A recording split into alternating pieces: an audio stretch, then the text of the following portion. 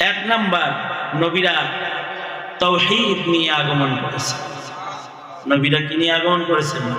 তাওহীদ নিয়ে আগমন করেছে। সব নবীরা এসে জাতিকে এক আল্লাহর পরিচয় শিখিয়েছে। তাওহীদ, এক আল্লাহর পরিচয় শিখিয়েছে। সব নবীদের এলান ছিল, এক নাম্বার কথা ছিল সব নবীদের, সেটা হলো কুলু লা ইলাহা ইল্লাল্লাহ। এটা সব নবীর এক নাম্বার কাজ। আমাদের নবীজিও আরবে এসে সর্বপ্রথম এলান করেছেন, ইয়া আইয়ুহান নাস কুলু লা ইলাহা ইল্লাল্লাহ তুফলিহুন। আল্লাহর রাসূল বলেন,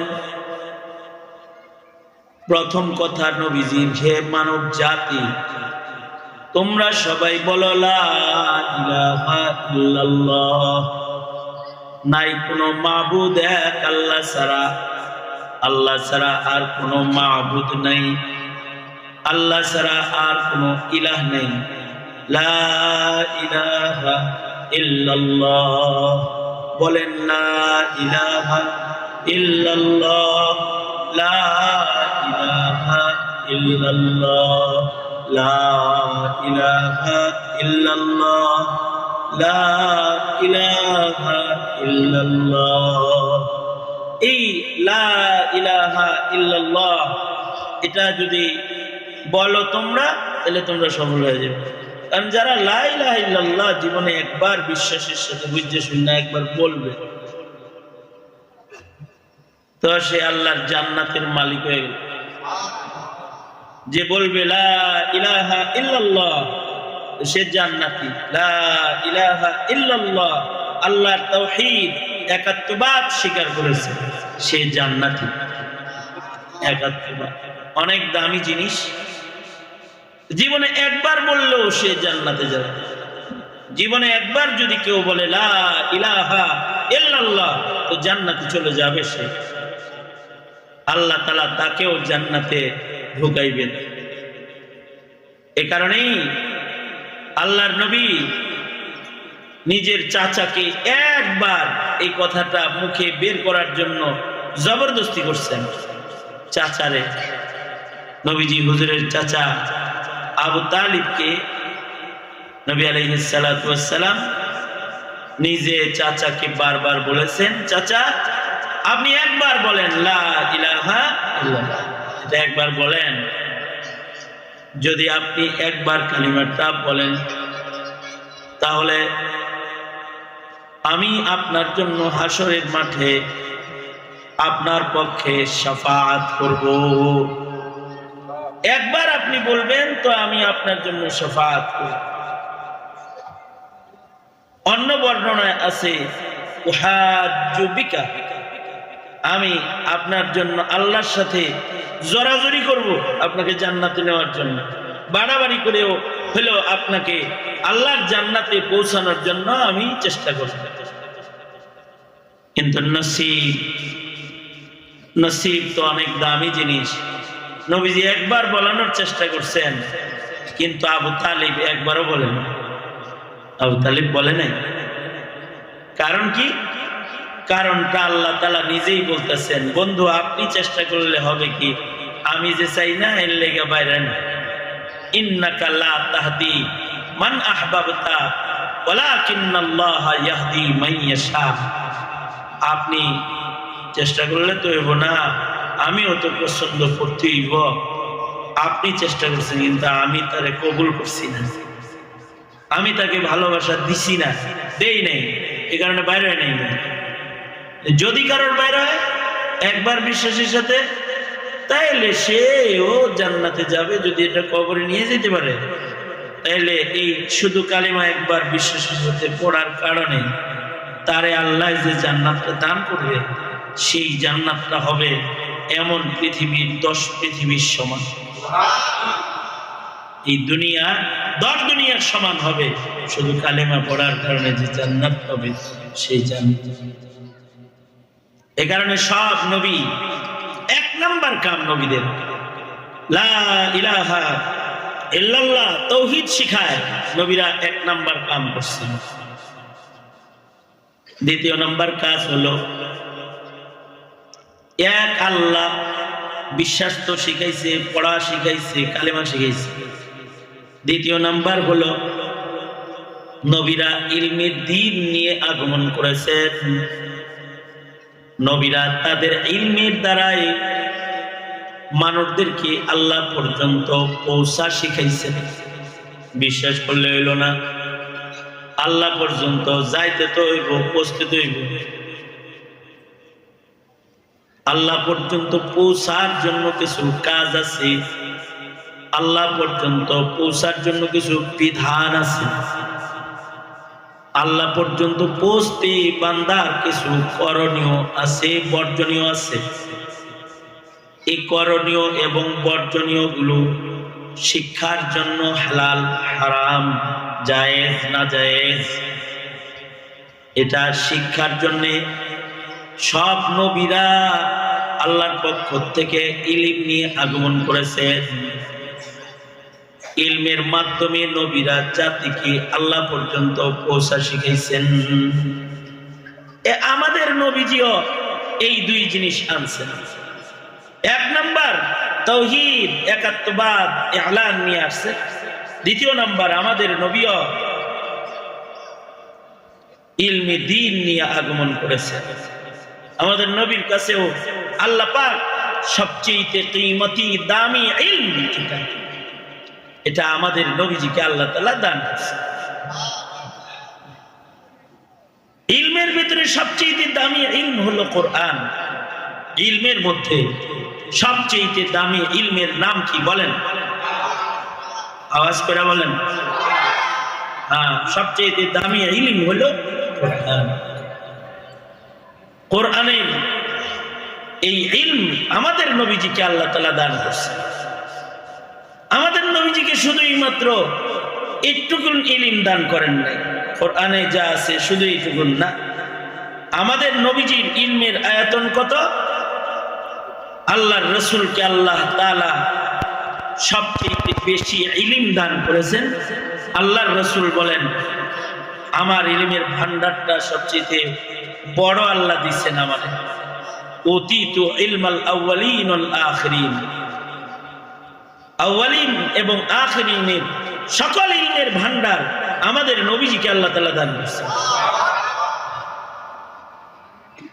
অর্থাৎ বাবা আদম থেকে শুরু করে আমাদের নবী পর্যন্ত যত পয়গম্বর আসছে, সব পয়গম্বরের ইলম একত্রিত করে যদি একদিকে রাখা হয়, আর আমাদের নবীজির একার ইলম যদি আরেক দিকে রাখা হয়, আমাদের নবী আলাইহিস সালাতু ওয়াস সালামের একার ইলম সকল পয়গম্বরের ইলমের চেয়ে অনেক বেশি। নবীজিকে আল্লাহ তাআলা সর্বোচ্চ ইলমের ভান্ডারটা আল্লাহ তাআলা আল্লাহর রাসূলকে দান করেছেন।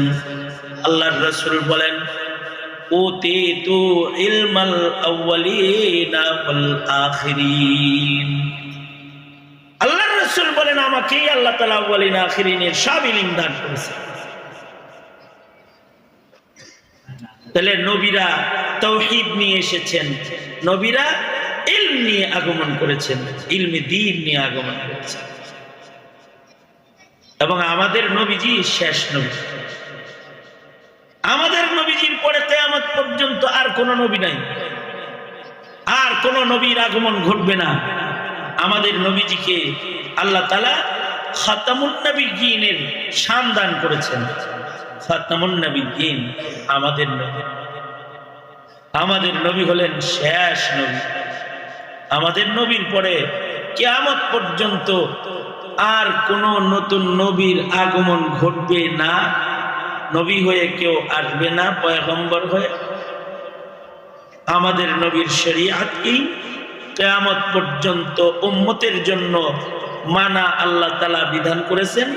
আমাদের নবীর আনিত ইসলাম ধর্মের উপরেই কিয়ামত পর্যন্ত আল্লাহ তাআলা রাজি হয়েছেন।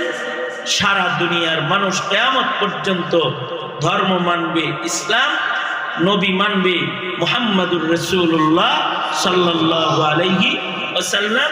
এই ফয়সালাটা কার? ফয়সালাটা কার? ফয়সালাটা কার? আল্লাহ।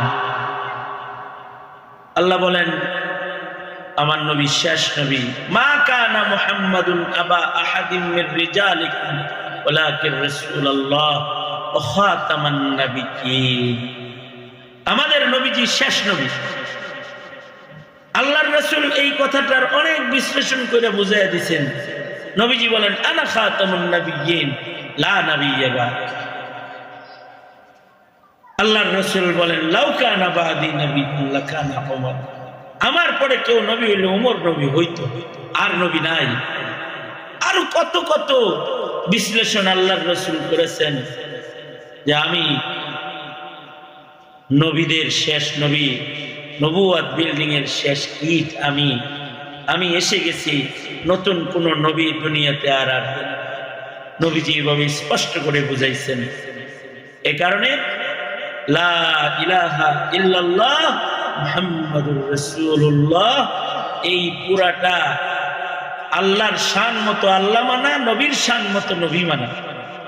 তাসদিক রাসূল বিজামি কামালাতিহি তাসদিক বিল্লাহ বিজামি সিফাতিহি। এই দুই ইলম এত ভালোভাবে বাচ্চাদেরকে শেখানো দরকার যে এইটার কমির কারণে বাচ্চাদের ঈমান নষ্ট হয়ে যেতে পারে প্রজন্মে। আল্লাহ পাকের সিফাতের উপরেও ঈমান, নবীজির কামালাত গুলোর উপরেও ঈমান। এটা ঈমানের মৌলিক শিক্ষা। এই শিক্ষা দুর্বলতার কারণে আমাদের সন্তানদের জন্ম ঈমানদার হিসেবে, কিন্তু মরণ হয়ে যায় নাস্তিক, মুরতাদ অথবা ভিন্ন ধর্মী হিসেবে। বহু আছে, বহু জন্মাইছে মুসলিম কিন্তু কাদিয়ানি হয়ে গেছে, জন্মাইছে মুসলিম কিন্তু খ্রিস্টান হয়ে গেছে। লালমনিরহাটে আমি গেছি মাহফিলে, যে ওখানে ওদের লিস্টি দেখলাম যে বহু সংখ্যক যে মুসলমান এরা খ্রিস্টান হয়ে গেছে। কেন? তারা নবীজির শান বুঝে না, নবীজির ধর্মের শান বুঝে না। আশ্চর্য। এ কারণেই দেখেন এগুলো যেহেতু ঈমান, এ কারণেই কবরেও প্রশ্ন হবে। কিন্তু কবরে প্রশ্ন হবে যে তোমার ধর্মের নাম বলো, ধর্মের নাম কি এটা বলতে হবে। বাবা মা দীনুকা, শুধু ধর্ম বললে হবে না, বলতে হবে। প্রশ্ন হবে মান নবিয়ুকা, তোমার নবী কে, এটা প্রশ্ন হবে কবরে। কবরে তিন সওয়ালের দুটি হলো ধর্ম কি, নবী কি বলো। যদি কেউ ইসলাম ধর্ম না বুঝে, ইসলামকে যদি কেউ ধর্ম হিসেবে একমাত্র ধর্ম না মানে, যদি কেউ মনে করে ধর্ম ঐচ্ছিক জিনিস, তাহলে সে ধরা খাইছি। ইন্নাদ-দীনা ইনদাল্লাহিল ইসলাম, আল্লাহর কাছে মনোনীত ধর্ম একটাই ইসলাম। ধর্ম কোনো যার যার না, ধর্ম আল্লাহর, ধর্ম মানুষের বানানো না, ধর্ম আল্লাহর বিধান, ধর্ম আল্লাহ পাকের মনোনীত। এই ইয়াকিন বিশ্বাস যদি কারোর দুর্বল হয়, তাহলে কবরে যায় সেই প্রশ্নের উত্তর দিতে পারবে না। আর নবীজির কামাল সহ নবীজিকে যারা মানবে না, তারা কবরে নবী পরিচয়, নবী দেখা তারা চিনবে না। এগুলো তো ইমানি মাসাইল। এই মাসাইল গুলো বাচ্চাদেরকে না শিখাইলে ওরা প্রজন্মের ভবিষ্যৎ নষ্ট ভবিষ্যৎ হয়ে যাবে। এর সব শিখাইতে হবে। আগের জমানায় এই শিক্ষাগুলো মক্তবের মাধ্যমে বিদ্যমান ছিল, সবাহি মক্তব ছিল, মসজিদ ভিত্তিক ছিল, বিভিন্ন কায়দা এগুলো শিখতো আগে। কিন্তু যুগের পরিবর্তনে মক্তব বন্ধ হয়ে সবাহি স্কুল খ্রিস্টান মিশনারিদের চক্রান্তে চালু হয়েছে। আমাদের মুসলমানের দেশে সকালবেলায় ছিল মক্তব, আর 9টা 10টায় ছিল স্কুল। এইটা পরিবর্তন হয়ে ফজরের পরে সকালবেলায় হয়েছে স্কুল। এটি একটি মুসলিম দেশের মুসলমানিত্ব আভিজাত্য, এটাকে দাফন করার চক্রান্ত হিসেবে সুকৌশলে এক সময় এটা চালু করে এখন এটাকেই প্রতিষ্ঠিত করে আমার দেশের মক্তবগুলোকে যখন তারা এই দীর্ঘ 25-30 বছরের সাধনায় বন্ধ করতে পারছে, এই 25 বছরের যুবকগুলাই এখন নাস্তিক আর শাহবাগীর খাতায় তাদের নাম। এরা ইমানও বুঝে না, ধর্মও বুঝে না, আল্লাহ বুঝে। সুতরাং বাচ্চাদেরকে ইমানের যে মৌলিক বিষয়গুলো এটা শিক্ষা যে দিবেন, ইমান শিখাইবেন, এটার জন্য জরুরি ব্যবস্থা আমার দেশে এখন নাই। এটা দাফন করছে বিগত সরকারের লম্বা আমলে। তো আরো ক্ষতিগ্রস্ত হয়েছি আমরা, যে আমাদের শিক্ষা সিলেবাসে গোমাতা, ট্রান্সজেন্ডার, ডারউইন এর ভ্রান্ত মতবাদ, বিভিন্ন কুশিক্ষা সিলেবাসভুক্ত হয়ে দিন শিক্ষার মূল উৎপাটন হয়েছে। দিন শিক্ষার যতটুকু ধর্ম শিক্ষা ছিল এটার মূলটাও টেনে টেনে পড়ে গেছে। এটাকে ঐচ্ছিক পরীক্ষায় এটা ঐচ্ছিক বানানো হয়েছে। এটা ফেল করলেও এখন ফেল না, ধর্মে ফেল করলে একই না, ফেল না, ঐচ্ছিক, পড়লে পড়ো, না পড়লে না পড়ো, এরকম বানাইছে। এইগুলোর মাধ্যমে দীর্ঘ দুই যুগেরও বেশি সময় এই সাধনা করে আমাদের বাচ্চাদের ঈমান তারা নষ্ট করছে, বহু অংশে তারা সফলতা অর্জন করেছে। সুতরাং বাচ্চারা ঈমান কি জিনিস বুঝে না। আরে যেই জাতি ঈমানই বুঝে না, ও হালাল হারাম কি ঘোড়ার ডিম বুঝবে? যেই জাতির কাছে ঈমানই বুঝি নাই, ও হালাল হারাম কিভাবে বুঝবে? হালাল হারাম, জায়েজ না জায়েজ, শরীয়ত, এটা কিভাবে বুঝবে সে? এইটা বুঝার জন্য, এইটা বুঝানোর জন্য আল্লাহ তাআলা ইলম দান করছেন, সব নবীদেরকে ইলম দান করছেন। আমাদের নবীজি চলে গেছেন, কিন্তু নবীর ইলম, যেটা ইলম, নবীজির ইলমকে কিয়ামত পর্যন্ত আল্লাহ হেফাজত করবেন। আল্লাহ তাআলা ওয়াদা করছেন, ইন্না নাহনু নাযালনা যিকরা ওয়া ইন্না লাহু লাহাফিজুন।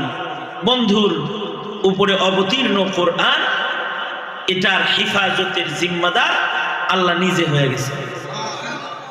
নবী আসবে না, কিন্তু নবীর রেখে যাওয়া ইলম যেটা, এইটা জমিনে থাকবে। এটার মাধ্যমে আল্লাহ তাআলা নবীর দ্বীনকে কিয়ামত পর্যন্ত হেফাজত করবে। ইলম থাকবে, কারণ ইলম রাখবেন আল্লাহ তাআলা নিজে। একটা বিষয়টা হলো, নবী যেমন নিজের ইচ্ছায় কেউ হতে পারে না,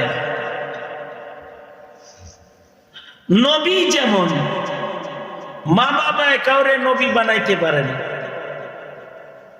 মা বাপ চাইছে আর সন্তান নবী হইছে, এরকম না। বা নবী দাবি করছে আর নবী হইছে, নবুয়ত জিনিসটা এরকম না। বুঝা থাকলে উত্তর দেন। নবুয়ত এটা কি বানানোর জিনিস, দাবি করার জিনিস, নাকি নবী আল্লাহ পাক যাকে নির্বাচন করেন আল্লাহর পক্ষ থেকে সে নবী হয়? বিষয়টা বোঝানোর জন্য আমি বলছি। তাইলে বলেন তো, নবী বানান কে? তার মানে ব্যক্তি নবী দাবি করে হতে পারে, অথবা ভোট দিয়ে নেতা বানান যায় কিন্তু নবী বানান যায় না। নবী আল্লাহ পাক বানান, নবী নির্বাচন নির্ধারণকারী আল্লাহ তাআলা। আল্লাহ যাকে নবী বানায় সেই নবী হয়। অনেক সময় আল্লাহ পাক বানান নাই, তাই নবীর ঘরেও নবী হয় না। আবার আল্লাহ নবী বানাইছেন তো নমরুদের ঘরে নবী হয়ে গেছে। মা বাপ চেষ্টা করছে নবী বানানোর জন্য, মায়ের চেষ্টা করছে নবী বানানোর, কিন্তু আল্লাহ তাআলা নবী বানায় না। যেমন হযরত মরিয়ম, ওনার মা হযরত মরিয়ম যখন মার পেটে আসছে, হযরত ইমরানের বিবি হযরত মরিয়মের আম্মা পেটে আসছে, মায়ের পেটে আসছে হযরত মরিয়ম, আর হযরত মরিয়মের মা নিজের পেটের সন্তানরে আল্লাহর জন্য মান্যত করেছে। মনে মনে নিয়ত করছে, আল্লাহ এটা নবী বানাই আপনারে দিয়ে দিলাম, এটা আপনি নবী বানায় দেন। এটা লোক মনে মনে নিয়ত করছে। মসজিদুল আকসার ইমাম ওই বইটা। মা মান্যত মানছে, কিন্তু মহান আল্লাহ, মা দোয়া করতেছে একরকম, আল্লাহ কবুল করতেছে আর এক রকম। যেহেতু পেটে সন্তান আসার পরে হযরত ইমরান আলাইহিস সালাতু ওয়াস সালাম ইন্তেকাল করছে, হযরত মরিয়ম মার পেটে আসছে। এদিক দিয়া হযরত ইমরান আলাইহিস সালাতু ওয়াস সালাম আল্লাহর পয়গম্বর, তিনি ইন্তেকাল করছেন। পেটে সন্তান রেখে হযরত ইমরান মারা গেছেন। পূর্বের নিজাম যেহেতু বাপ নবী হইলে ছেলে নবী হয়, যেমন আল্লাহ পাক নবীর ঘরে নবী, নবীর ঘরে নবী, এটা আল্লাহর নিজাম রাখছেন। কারিম ইবনে কারিম হইছে এরকম যে বাবা নবী, সন্তান নবী। ইব্রাহিম আলাইহিস সালাম নবী, ইসমাইল ইসহাক আলাইহিস সালাম নবী, ইয়াকুব আলাইহিস সালাতু ওয়াস সালাম নবী, ইউসুফ আলাইহিস সালাম নবী, হযরত দাউদ আলাইহিস সালাম নবী, সুলাইমান আলাইহিস সালাতু ওয়াস সালাম ছেলে নবী, শুআয়ব আলাইহিস সালাম নবী, মেয়ের জামাই। হযরত মুসা আলাইহিস সালাম নবী, মুসা আলাইহিস সালাম নবী। মুসা আলাইহিস সালামের সুপারিশে হারুন আলাইহিস সালামও নবী। সুপারিশ করে আল্লাহর কাছে, আল্লাহ আমার ভাইটারও নবী নবুয়ত দিয়ে দেন, আমার সহযোগিতা করুন। সে দোয়া করছে, নবীর দোয়া তো কবুল হয়ে গেছে, ভাই নবী। তো এখন হযরত ইমরানের বিবিও দোয়া করতেছে পেটে সন্তান নিয়া, আল্লাহ আমার সন্তানকে আপনি কবুল করে নেন। ইন্নী নাযারতু লাকা মা ফি বাতনি, আল্লাহ আমার পেটে যেটা আছে এটা আপনার জন্য আমি মান্যত করলাম, এটাকে আপনি কবুল করে নেন, নবী বানায় দেন। মনে মনে ভিতরে ভিতরে চাওয়া, এ মসজিদের ইমামতি করব, মসজিদুল আকসায় খেদমত করব। কিন্তু বাচ্চা যখন হইছে, বাচ্চা দেখে যে মেয়ে বাচ্চা হইছে, প্রসব করার পরে আগেই দেখতেছে এটা কি ছেলে হইলো না মেয়ে হইলো। মেয়ে হইছে আর চিল্লায় করতেছে, আল্লাহ রে আল্লাহ এটা কি হইলো, চাইলাম ছেলে দিবেন, মাইয়া দিছেন, এটা কেমনি হইল। তারপরেও আল্লাহর কাছে মা সন্তানের জন্য দোয়া করতেছে। প্রসব বেদনার, প্রসবের পরে যে বেদনা অবস্থা, বেদনার হালাত, সন্তান প্রসবে বেদনার সময় দোয়া কবুল হয়। কোরআন বলে দোয়া যে কবুল হয়। এ কারণেই হযরত ইমরানের বিবি হযরত মরিয়মের মা দোয়া করতেছে, আল্লাহ ঠিক আছে যা দিছেন দিছেনই, তাই এটারে কবুল করে নেন। আল্লাহ তাআলা এটাকে উত্তম কবুল বানাইলেন। আল্লাহ তাআলা এমন ভাবে কবুল করলেন যে হযরত মরিয়মকে আল্লাহ তাআলা জমিনে আল্লাহ পাকের নিদর্শন বানায় ফেললেন। আল্লাহ তাআলা এবার মরিয়ম রে এমন একটা সন্তান দিলেন যে সন্তানের বাপ নাই। পুরুষের স্পর্শ ব্যতিরেকে সন্তান দিলেন, এমন সন্তান দিলেন যেই সন্তানটা নবুয়তি পেল মার পেটে। 10 মাস 10 দিনে মানে বাচ্চাটা বড় হয়েছে না, কারণ হযরত মরিয়ম তো থাকতেন মসজিদুল আকসার কোণে এক ঘরে, যে ঘরের চাবি একমাত্র হযরত জাকারিয়া আলাইহিস সালামের কাছে থাকতো। হযরত ইমরান আলাইহিস সালাতু ওয়াস সালামের সাহাবী যারা, এরা সবাই দাবি করলো যে আমরা আমাদের পয়গম্বরের মেয়ের লালন পালন আমরা করব। আল্লাহ বললেন না, যারে তারে দিয়া নবীর মেয়ে লালন পালন করা যায় না, নবীর মেয়ে কপালওয়ালা লালন পালন করবে।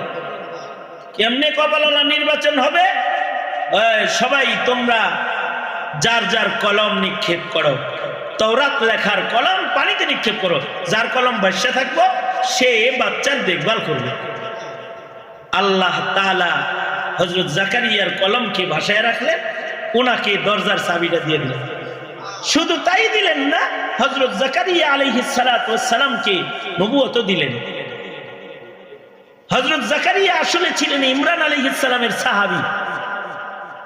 সাহাবীর ভেতর থেকে আল্লাহ তাআলা নবুয়ত দান করলেন।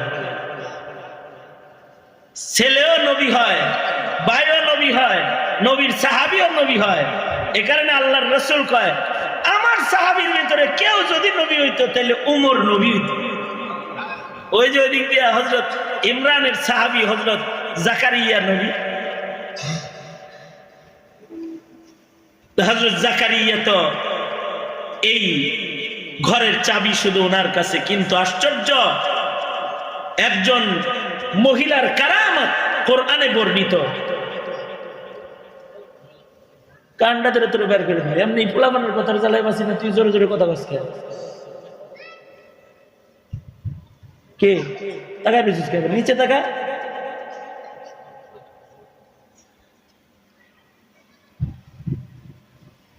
সুতরাং নবুয়ত যেটা, এটা ব্যক্তির দাবি করার বস্তু নয়, নবী কোন সরকারের বানানোর জিনিস নয়, নবী কোন উম্মতের ভোট দিয়ে হওয়ার জিনিস নয়।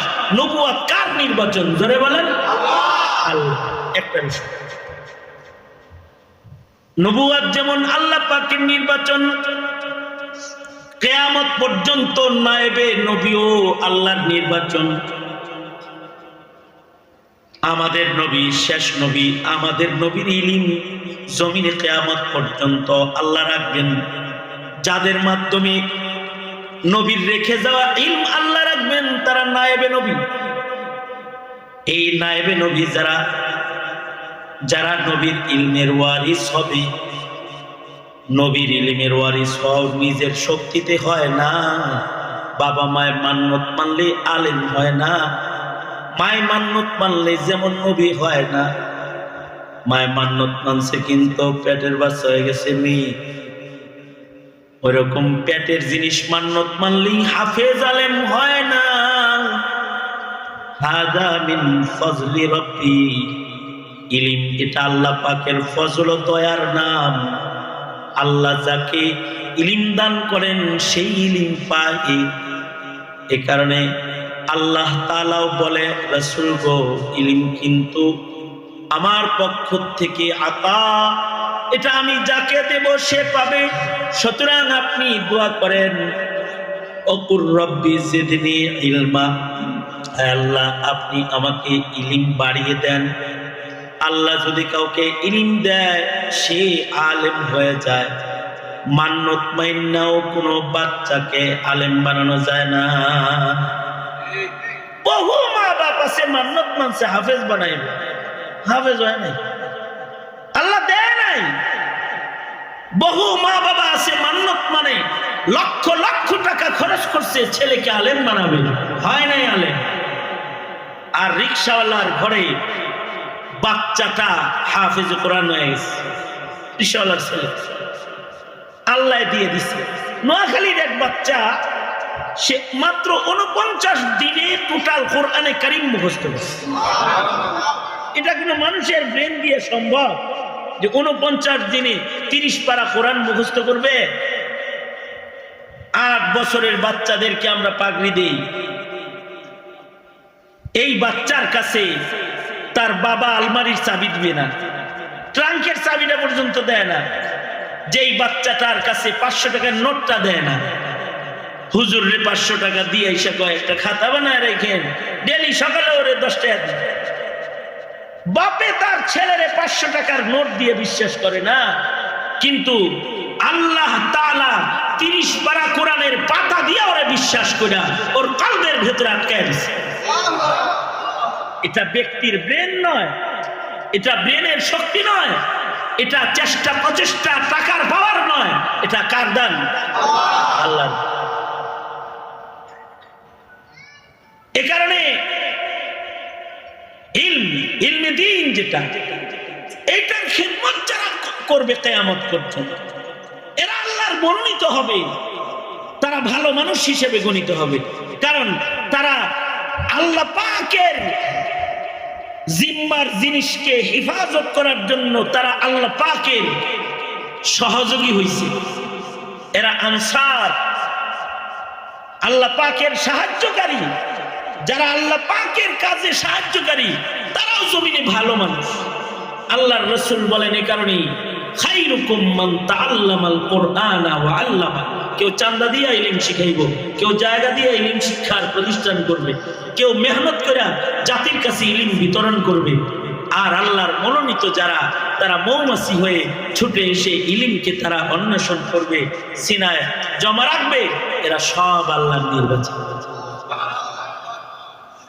সত্যিকারের ইলম যারা হাসিল করে, এরা সত্যিকারের নায়েব হিসেবে কিয়ামত পর্যন্ত জমিনে ইলমের পাহারাদারি তারা করবে। সুতরাং আমরা যারা আছি এই মাদ্রাসার সহযোগী হব ইনশাআল্লাহ, বলেন। কারণ ইলম কার দান? আল্লাহর দান। ইলম আল্লাহ পাকের দান। ইলম আলেম আল্লাহ পাক মনোনীত করেন। ইলমের সহযোগী যারা, তাদেরকে আল্লাহ পাক মাহবুব হিসেবে জান্নাত দান করবেন, আল্লাহর প্রিয় হিসেবে তাদের আল্লাহ তাআলা মর্যাদা দান করবেন। এই মাদ্রাসার মাধ্যমে কাসিমুল উলুম, এর মাধ্যমে ইলমের হেফাজতের একটি চেষ্টা চলছে, যার দ্বারা জাতির কাছে জায়েজ নাজায়েজের ইলম যাবে। এই ইলম, জায়েজ নাজায়েজ শিক্ষা, হালাল হারামের তালিম শিক্ষা, এটা জমিনে যত দিন হেফাজত হবে তত দিন ইসলাম থাকবে। যেদিন জায়েজ নাজায়েজ থাকবে না, সেদিন ইসলাম থাকবে না, শরীয়ত থাকবে না।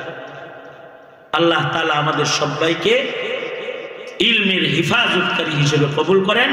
এই মাদ্রাসা থেকে আল্লাহ তাআলা কবুল করেন। এই মাদ্রাসার সাথে যারা মেহনত করছে তাদেরকে আল্লাহ তাআলা কবুল করেন। আমাদের সন্তানকে জরুরি ইলম শিখানোর তৌফিক আল্লাহ আমাদেরই দান করেন। আমাদের সন্তানরা যেন হালাল হারামের জ্ঞান পায়, জায়েজ নাজায়েজের জ্ঞান পায়। এই মেহনত আমাদেরকে আল্লাহ তাআলা করার তৌফিক দান করেন। আমিন। ওয়া আখিরু দাওয়ানা আলহামদুলিল্লাহ।